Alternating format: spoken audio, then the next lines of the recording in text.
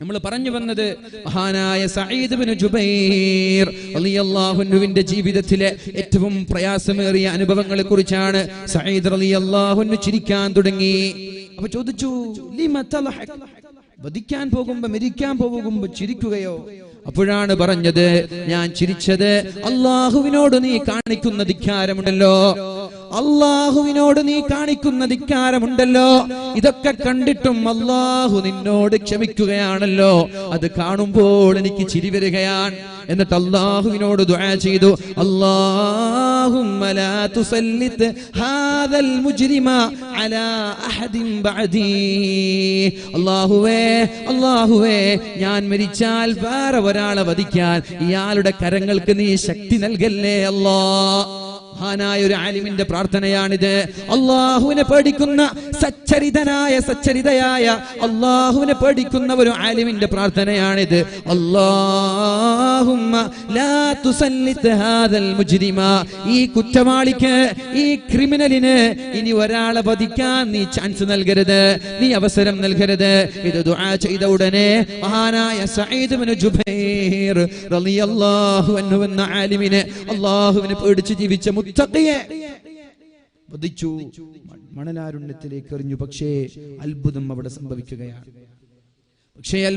സംഭവിക്കുകയാണ്.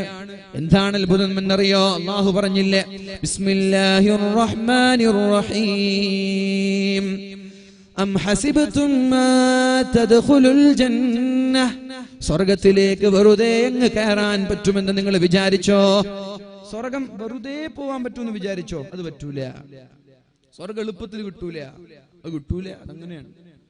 അം ഹസിബതും, മഹാനായ ഖബ്ബാബ് ഇബ്നുൽ അറത്ത് റളിയല്ലാഹു അൻഹു അല്ലാഹുവിന്റെ ഹബീബിന്റെ സമീപത്തേക്ക് കടന്നു വന്നിട്ട്, അലാ തദുല്ലാഹ ലനാ അലാ തസ്തൻസിറു ലനാ, നബിയേ ഞങ്ങൾക്ക് വേണ്ടി അല്ലാഹുവിനോട് ദുആ ചെയ്തുകൂടെ, നമ്മൾക്ക് വേണ്ടി അല്ലാഹുവിനോട് സഹായം ചെയ്തുകൂടെ?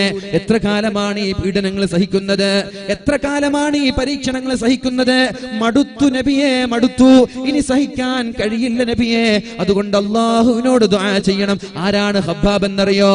ഇസ്ലാമിലേക്ക് കടന്നു വന്നതിന്റെ പേരില് വലിയ നീളമുള്ള അടുപ്പുണ്ടാക്കുകയാണ്, അടുപ്പ് കൂട്ടുകയാണ്, അതിൽ തീ പുകയ്ക്കുകയാണ്, മരങ്ങളിടുകയും അതിലേക്ക് എണ്ണ ഒഴിക്കുകയും എന്നിട്ട് കത്തിച്ചൊലിക്കുന്ന വലിയൊരു അടുപ്പുണ്ടാക്കുകയാണ്. എന്നിട്ട് മഹാനായ ഖബ്ബാബ് ഇബ്നുൽ അറത്ത് റളിയല്ലാഹു അൻഹുവിന്റെ കുപ്പായം അഴിച്ചു മാറ്റുകയാണ്. ഒരു വസ്ത്രം പോലും ഇല്ലാതെ വിവസ്ത്രനായി ഖബ്ബാബ് തങ്ങളെ കത്തിച്ചൊലിച്ചു കൊണ്ടിരിക്കുന്ന അടുപ്പിലേക്ക് മലർത്തിക്കിടത്തുകയാണ്. സുബ്ഹാനല്ലാഹ്, എന്ത് തെറ്റാണ് ചെയ്തത്? എന്ത് തെറ്റ് ചെയ്തതിന്റെ പേരിലാണ് ക്രൂരമായ പരീക്ഷണങ്ങൾ നേരിടേണ്ടി വന്നത്? ലാ ഇലാഹ ഇല്ലല്ലാഹ്, അല്ലാഹു അല്ലാതെ വേറൊരു ദൈവമില്ല, മുഹമ്മദുർ റസൂലുള്ളാഹ്, മുഹമ്മദ് നബി എന്റെ പ്രവാചകനാണ് എന്ന് പറഞ്ഞതിന്റെ പേരില് കത്തിജ്വലിക്കുന്ന തീക്കുണ്ടാരത്തിലേക്ക് വലിച്ചെറിയുകയാണ്. എന്നിട്ട് പിന്മാറാൻ പറഞ്ഞപ്പോ, ഞാൻ പിന്മാറൂല, എനിക്കെന്റെ ഹബീബിനെ മതി, എനിക്കെന്റെ റബ്ബിനെ മതി. നിങ്ങൾക്ക് എന്റെ ശരീരത്തെ തീയിലിട്ട് കരിച്ച് കൊല്ലാൻ സാധിച്ചാലും എന്റെ ഈമാനിക ആവേശം അല്പം പോലും കുറക്കാൻ പറ്റൂല എന്ന് തീയിൽ കിടന്ന് ഉച്ചൈസ്തരം പ്രഖ്യാപിച്ച മഹാനായ ഖബ്ബാബ് ഇബ്നുൽ അറത്ത് റളിയല്ലാഹു അൻഹുവിന്റെ നെഞ്ചത്തേക്ക് ആഞ്ഞു ചവിട്ടുകയാണ്. താഴെ മുഴുവനും തീയാണ്. എന്നിട്ട് മഹാനായ ഉമർ തങ്ങൾക്ക് കാണിച്ചു കൊടുക്കുകയാണ്, യാ അമീറൽ മുഅ്മിനീൻ, നോക്കൂ എന്റെ പുറംഭാഗം വെള്ളപ്പാണ്ട് ബാധിച്ചതുപോലെ പുറംഭാഗം വെളുത്തിരിക്കുകയാണ്. എന്ത് പറ്റി ഖബ്ബാബ്? എന്ത് പറ്റി ഖബ്ബാബ്? എന്തേ പുറംഭാഗത്ത് സംഭവിച്ചത്? അപ്പോഴാണ് മഹാനായ ഖബ്ബാബ് തങ്ങൾ പറഞ്ഞത്, അമീറുൽ മുഅ്മിനീൻ, ഇസ്ലാമിലേക്ക് കടന്നു വന്നത് കാരണം എന്നെ തീയിലിട്ട് കരിച്ചതാണ് ഉമറേ, തീയിലിട്ട് കരിച്ചതാണ് ഉമറേ. ബിലാൽ തങ്ങളെ രക്ഷപ്പെടുത്താൻ സിദ്ദീഖ് തങ്ങൾ ഉണ്ടായിട്ടില്ലേ? എന്നെ രക്ഷപ്പെടുത്താൻ ഒരാൾ പോലും ഉണ്ടായിട്ടില്ല. ബിലാൽ തങ്ങള് അൽമാ അൽമാ, വെള്ളം തരുമോ, വെള്ളം തരുമോ, ദാഹിച്ചു വലഞ്ഞുകൊണ്ട് ശക്തമായി ചുട്ടുപൊള്ളുന്ന മരുഭൂമിയിലെ മണലാരുണ്യത്തിൽ വിവസ്ത്രനായി വലിച്ചു കൊണ്ടുപോകുമ്പോ ശരീരത്തിലേക്ക് പാറക്കല്ലുകൾ വെച്ചപ്പോ ശരീരത്തിലേക്ക് തിളച്ചുമറിയുന്ന വെള്ളമൊഴിച്ചപ്പോ ചാട്ടവാറ് കൊണ്ട് ശരീരത്തിലേക്ക് ആഞ്ഞടിച്ചപ്പോ ഇസ്ലാമിൽ നിന്ന് പിന്മാറാതെ ദാഹം സഹിക്കാൻ കഴിയാതെ അൽമാ അൽമാ വെള്ളം തരുമോ വെള്ളം തരുമോ എന്ന് പറഞ്ഞപ്പോ തന്റെ കുപ്പായം ഉയർത്തിയിട്ട് വെള്ളത്തിന് വേണ്ടി ദാഹിച്ചു നിൽക്കുന്ന ബിലാൽ തങ്ങളുടെ വായയിലേക്ക് മൂത്രമൊഴിച്ചു കൊടുത്തു. ഏത് വായ എന്നറിയോ? കഅബയുടെ കില്ലയിൽ കയറിയിട്ട് കഅബയുടെ മുകളിൽ കയറിയിട്ട് അല്ലാഹു അക്ബർ അല്ലാഹു അക്ബർ അല്ലാഹു അക്ബർ അല്ലാഹു അക്ബർ എന്ന മധുരിതമായ ബാങ്കിന്റെ വിളികൾ എല്ലാ സമയങ്ങളിലും അനുഷ്ഠിച്ചിരുന്ന മഹാനായ ബിലാലിന്റെ വായയിലേക്കാണ് ആ ശത്രുക്കൾ മൂത്രമൊഴിച്ചു കൊടുക്കുന്നത്. എന്നാൽ ആ സമയത്ത് ബിലാൽ തങ്ങളെ രക്ഷപ്പെടുത്താൻ സിദ്ദീഖ് തങ്ങൾ ഓടി വന്നിട്ടില്ലേ? എന്നെ രക്ഷപ്പെടുത്താൻ ഒരാളും ഉണ്ടായിട്ടില്ല, ഞാൻ തീയിലിങ്ങനെ കരിഞ്ഞുപോയി എന്ന് മഹാനായ ഖബ്ബാബ് തങ്ങൾ അമീറുൽ മുഅ്മിനീനോട് പറഞ്ഞിട്ടുണ്ടെങ്കിൽ ആ ഖബ്ബാബ് തങ്ങളാണ് അല്ലാഹുവിന്റെ ഹബീബിനോട് പറയുന്നത്, അലാ തദഉല്ലാഹ ലനാ യാ റസൂലല്ലാഹ്, നബിയേ ഞങ്ങൾക്ക് വേണ്ടി ഒന്ന് ദുആ ചെയ്തുകൂടെ? ഞങ്ങൾക്ക് വേണ്ടി അല്ലാഹുവിനോട് പ്രാർത്ഥിച്ചുകൂടെ? ഞങ്ങൾക്ക് വേണ്ടി അല്ലാഹുവിനോടൊന്ന് സഹായം ചോദിച്ചുകൂടെ? അപ്പോഴാണ് അല്ലാഹുവിന്റെ ഹബീബ് ഈ പുറംഭാഗം കത്തിക്കരിഞ്ഞ ഖബ്ബാബിന് തിരിച്ചൊരു ആയത്ത് ഓതി കൊടുക്കുന്നത്. കേൾക്കൂ സഹോദര, കാസർഗോട്ടുകാരാ, ഒന്ന് ചെവി തുറന്ന് കേൾക്ക്. എന്റെ സഹോദരിമാരെ ചെവി തുറന്ന് കേൾക്ക്. എന്തെങ്കിലും ഒരു തലവേദന വരുമ്പോ, ഒരു നടുവേദന വരുമ്പോ, ഒരു പനി വരുമ്പോ, കടക്കണി വരുമ്പോ, മക്കള് മരിച്ചു പോകുമ്പോ, ഭർത്താവ് മരിച്ചു പോകുമ്പോ, ബിസിനസ് തകരുമ്പോ, പരാജയം രുചിക്കുമ്പോ അള്ളാഹുവിനെ കുറിച്ച് പരാതി പറയുന്ന ആളുകൾ, അള്ളാഹുവിനെ കുറ്റപ്പെടുത്തുന്ന ആളുകൾ, അള്ളാഹു എന്നോട് മാത്രം എന്തിനാണ് ഇങ്ങനെ ചെയ്യുന്നതെന്ന് പറയുന്ന ആളുകൾ, കേൾക്കൂ എന്താണ് അള്ളാഹുവിന്റെ ഹബീബ് പറയുന്നത്. ബിസ്മില്ലാഹിർ റഹ്മാനിർ റഹീം.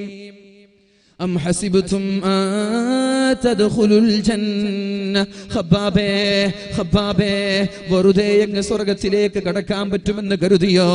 വലം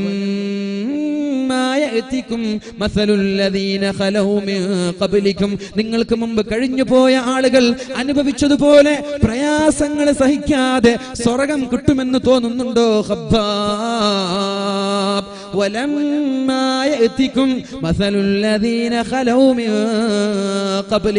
നിങ്ങൾക്ക് മുമ്പ് കഴിഞ്ഞു പോയ പൂർവസൂരികളായ പ്രവാചകന്മാർ, അവരുടെ സമുദായക്കാർ, അവർ അനുഭവിച്ച പ്രയാസങ്ങൾ സഹിക്കാതെ എന്താണ് അവർ അനുഭവിച്ചതെന്നറിയോ? മസ്സതുഹുമുൽ ബഅസാഉ വല്ലറാ. അവർ അനുഭവിച്ച രോഗങ്ങൾക്ക് കണക്കില്ല, അവർ അനുഭവിച്ച പ്രതിസന്ധികൾക്ക് കണക്കില്ല, അവർ അനുഭവിച്ച പ്രയാസങ്ങൾക്ക് കണക്കില്ല.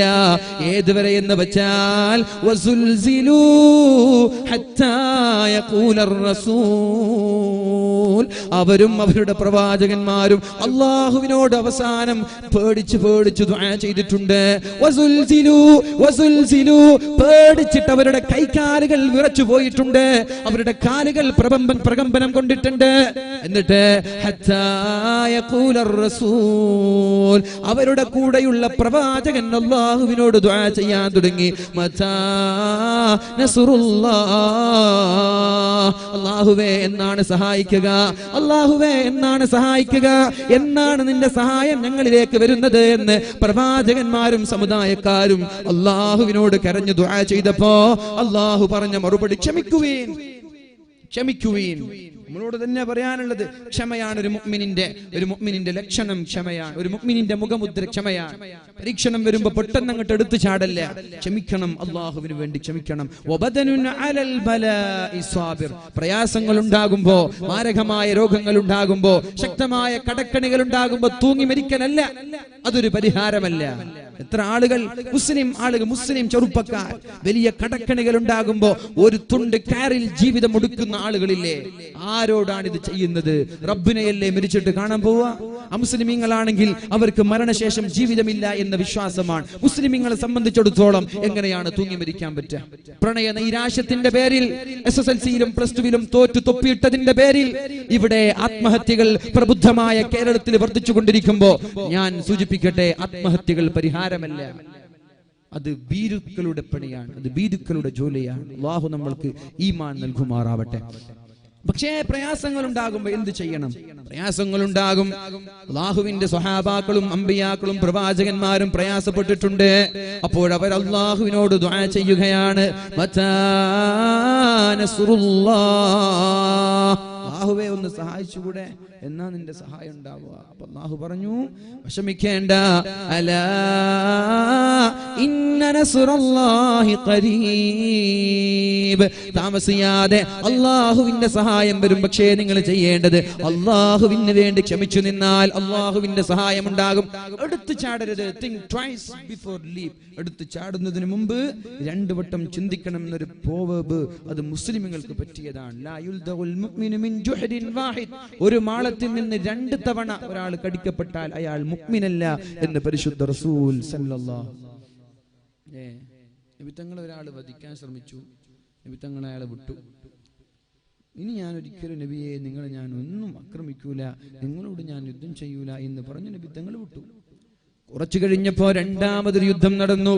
അവിടെയുമുണ്ട് അള്ളാഹുവിന്റെ ഹബീബിനെതിരെ വാളെടുത്തു. നബി തങ്ങൾ പിടിച്ചപ്പോ മാപ്പ് നബിയെ ഞാൻ ഇനി ചെയ്യൂല. നബി തങ്ങൾ തലവെട്ടാൻ ഓർഡർ കൊടുത്തു. ലാ യുൽദഉൽ മുഅ്മിനു മിൻ ജുഹ്രിൻ വാഹിദ്, ഒരു മാളത്തിൽ നിന്ന് 2 തവണ ഒരാൾ കടിക്കപ്പെട്ടാൽ അയാൾ മുഅ്മിനല്ല. ഞാൻ നിന്നെ വിട്ടാൽ നീ എന്നെ കുറിച്ച് പറയാൻ പോകുന്ന ഹദീസാണ് ലാ യുൽദഉൽ മുഅ്മിനു മിൻ ജുഹ്രിൻ വാഹിദ്. തലവെട്ടി കളഞ്ഞു അല്ലാഹുവിന്റെ ഹബീബ് സല്ലല്ലാഹു. അതുകൊണ്ട് ആലോചിക്കാതൊന്നും ചെയ്യരുത്. അല്ലാഹു നമ്മൾക്ക് ഈമാനും ഈമാനിക ആവേശവും നൽകി അനുഗ്രഹിക്കട്ടെ. ക്ഷമയാണ് ഒരു മുഅ്മിനിന്റെ മുഖമുദ്ര. നാട്ടിൽ എന്തൊക്കെ പ്രയാസങ്ങൾ കേൾക്കുമ്പോ, വെല്ലുവിളികൾ കേൾക്കുമ്പോ, പ്രതിസന്ധികൾക്ക് മുന്നിൽ ജീവിക്കുമ്പോ അത് തരണം ചെയ്യാൻ നമ്മൾക്ക് വേണ്ടത് ഈമാനും ക്ഷമിക്കുന്ന ശരീരവുമാണ്. അതുകൊണ്ടാണ് വബദനുന അലൽ ബലാഇ സാബിർ, എന്ത് പ്രയാസം വന്നാലും ക്ഷമിക്കാൻ പറ്റുന്ന ഒരു ശരീരം നിങ്ങൾക്കുണ്ടോ, നിങ്ങൾ ഭാഗ്യവാന്മാരാണെന്ന് അല്ലാഹുവിന്റെ ഹബീബ് നമ്മളോട് പഠിപ്പിച്ചു. അല്ലാഹു നമ്മൾക്ക് അങ്ങനെ ഒരു ശരീരമാക്കി നമ്മുടെ ശരീരത്തെ മാറ്റട്ടെ. അപ്പൊ സഹായം ചോദിക്കാൻ ആര്? ഹബ്ബാബ് തങ്ങൾ. നബി തങ്ങൾ പറഞ്ഞു, പേടിക്കണ്ട, അലാ ഇന്ന നസ്റുല്ലാഹി ഖരീബ്, അല്ലാഹുവിന്റെ സഹായം താമസിയാതെ ഉണ്ടാകും. അങ്ങനെയാണ് 7 വർഷം കഴിഞ്ഞപ്പോൾ മക്കയിലേക്ക് തിരിച്ചു വന്ന് മക്ക എന്ന് പറയുന്ന പട്ടണം, അവരുടെ പഴയ ഗ്രാമം മുസ്ലിമീങ്ങൾ പിടിക്കുന്നത്. അലാ, ക്ഷമിക്കാൻ തയ്യാറായാൽ ഇന്ന നസ്റുല്ലാഹി ഖരീബ്, അല്ലാഹുവിന്റെ സഹായം താമസിയാതെ ഉണ്ടാകും. മഹാനായ സഈദ് ഇബ്നു ജുബൈർ റളിയല്ലാഹു അൻഹു അല്ലാഹുവിനോട് ദുആ ചെയ്യുകയാണ്, റബ്ബേ, അല്ലാഹുവേ, എന്റെ മരണശേഷം ഒരാളെയും വധിക്കാൻ ഇയാൾക്ക് അവസരം നൽകരുത്. അദ്ദേഹം മരിച്ചു. അന്ന് രാത്രി ഉറങ്ങാൻ കിടന്നു. തന്റെ വിരിപ്പുമെടുത്ത് ബെഡിൽ ഉറങ്ങാൻ കിടന്നു. ശരീരമാസകലം മറച്ചു ഉറങ്ങാൻ കിടക്കുമ്പോഴേക്കും ഞെട്ടി ഒരു ഉണരൽ. എന്ത്? സഈദ് റളിയല്ലാഹു അൻഹു സ്വപ്നത്തിലൂടെ കടന്നു വരികയാണ്. എന്തിനാണ് എന്നെ കൊന്നത്? സഈദ് റളിയല്ലാഹു അൻഹു സ്വപ്നത്തിലൂടെ കടന്നു വരികയാണ്. എന്തിനാണ് എന്നെ കൊന്നത്? എന്ത് തെറ്റിന്റെ പേരിലാണ് എന്നെ കൊന്നത്? ഉറക്കം കിട്ടിയില്ല. കണ്ണ് ചിമ്മുമ്പോഴേക്കും സഈദ് തങ്ങൾ ഉറക്കത്തിലൂടെ വന്ന് പീഡിപ്പിക്കുകയാണ്. 1 ദിവസം കഴിഞ്ഞു, 2 ദിവസം കഴിഞ്ഞു. 2ാമത്തെ ദിവസവും ഉറങ്ങാൻ കിടക്കുമ്പോ സഈദ് റളിയല്ലാഹു അൻഹു വന്ന് ചോദിക്കുകയാണ്, എന്തിനാണ് എന്നെ കൊന്നത്? എന്റെ രക്തത്തിന്റെ പ്രതികാരം എനിക്ക് വേണം. എന്തിനാണ് എന്നെ കൊന്നത്? ഇത് ചോദിച്ചപ്പോ പേടിച്ച് ഞെട്ടി ഉണരുകയാണ്. ഹജ്ജാജ് ഇബ്നു യൂസുഫ് എന്ന് പറയുന്ന ക്രൂരനായ ഭരണാധികാരി. 3 ദിവസം സംഭവിച്ചു. 30 ദിവസക്കാലം സഈദ് ഇബ്നു ജുബൈർ റളിയല്ലാഹു അൻഹു ലോകത്തോട് വിട പറഞ്ഞതിന് ശേഷം 30 ദിവസത്തെക്കാൾ കൂടുതൽ മഹാനായ സഈദ് തങ്ങളുടെ വഫാത്തിന്റെ ശേഷം ഹജ്ജാജ് ജീവിച്ചിട്ടില്ല. ആ 30 രാത്രിയിൽ ഒരുപോലെ കണ്ണടച്ചിട്ടില്ല. എന്നിട്ട് പറയായിരുന്നു, മാലി വലിദമി സഈദ്, വേണ്ടായിരുന്നുവല്ലോ, ഈ സഈദിനെ കൊല്ലേണ്ടായിരുന്നല്ലോ, വെറുതെയായിരുന്നു ഈ സഈദിനെ കൊന്നത്. സഈദിനെ കൊന്നതിന് ശേഷം എനിക്ക് സ്വസ്ഥത ലഭിച്ചിട്ടില്ല. സഈദിനെ കൊന്നതിന് ശേഷം എനിക്ക് ഉറക്കം ലഭിച്ചിട്ടില്ല. മാലി വലിദമി സഈദ്, ഇത്രയും ഇതുവരെ ആയിരക്കണക്കിന് ആളുകളെ കൊന്നു കൊലവിളിച്ചിട്ട് പ്രയാസമില്ലാതെ എനിക്ക് സഈദിനെ കൊന്നപ്പോൾ പ്രയാസമുണ്ടായല്ലോ, അതുകൊണ്ട് വേണ്ടായിരുന്നു എന്ന് പറഞ്ഞിട്ട് ഉറക്കില്ലാതെ ഊണില്ലാതെ വിശ്രമമില്ലാതെ 30 ദിവസം തള്ളി നീക്കി 30ാമത്തെ ദിവസം ലോകത്തോട് വിട പറഞ്ഞു പോവുകയാണ്. അതിനുശേഷം ഒരാളെയും വധിക്കാൻ ഹജ്ജാജിന് അല്ലാഹു അവസരം കൊടുത്തിട്ടില്ല. ഇതാണ് ആലിമീങ്ങളുടെ ദുആ. പക്ഷേ ഞാൻ ഇത് പറഞ്ഞത് എന്തെന്നറിയോ? ഇത് പറയാനുള്ള കാരണം അല്ലാഹു ചില ആളുകൾക്ക് പരീക്ഷണം നൽകുന്നത് അയാൾക്ക് ഉന്നതമായ തട്ട് സ്വർഗ്ഗത്തിൽ നൽകാനാണ്. ഇന്നല്ലാഹ ഇദാ അഹബ്ബ അബ്ദൻ ഇബ്തലാ. അല്ലാഹുവിന് ഒരാളെ ഇഷ്ടമായി